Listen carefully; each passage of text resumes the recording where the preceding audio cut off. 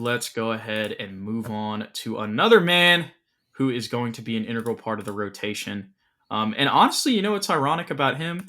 His role has been pretty clear, but just when he plays and where he plays in the lineup has been a little bit inconsistent. And that is, of course, Julian Champagnie.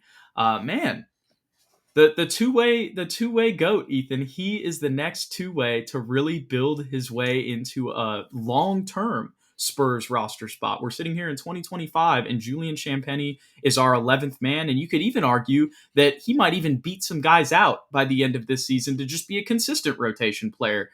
So, man, I'll give it to you. What are your thoughts on Julian going into this year?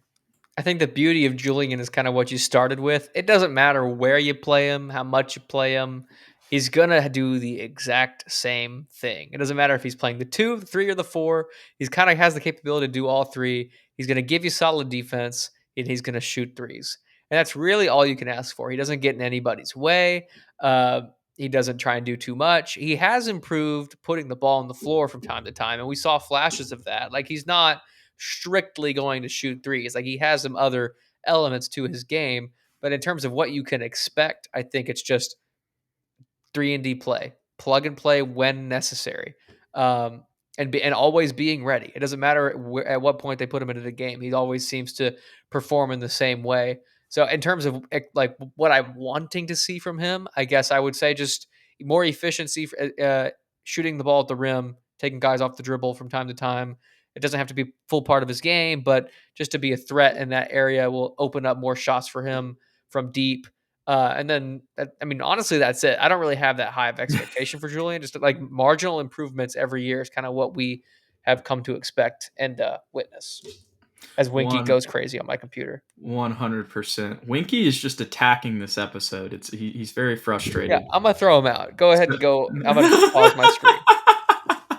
As Winky is out of this one, I'll talk to you guys a little bit about Julian Champagnie. I feel the same way as Ethan. There's not a ton to say about Julian because he's just been consistent in what he's done, which has mainly just been an off-ball catch and shoot 3-point shooter. But I do like what Ethan said about the fact that he's been able to put the ball on the floor. We saw a couple posters last season.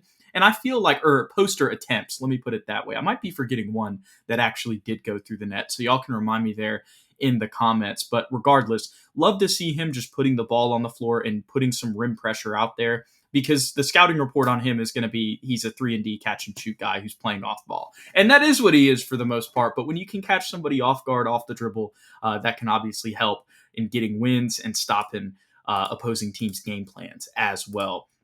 The other things that I had written down for him was just more stocks, more steals and blocks. Not that that's something that was, we were really monitoring whenever you see his stats on the screen here. It was 0.6 and 0.6 last season and 0.4 and 0.7 the year before. But I think Ethan would agree as he's back here that Julian's defense has kind of surprised us throughout his career. And I definitely think that, just getting a couple more steals and blocks out there, we got to pick something for Julian. If we're looking at, hey, what do I want to see that I haven't seen from him before? I think he has the ability there, and I'll mention those. And the last thing that I had was rebounding.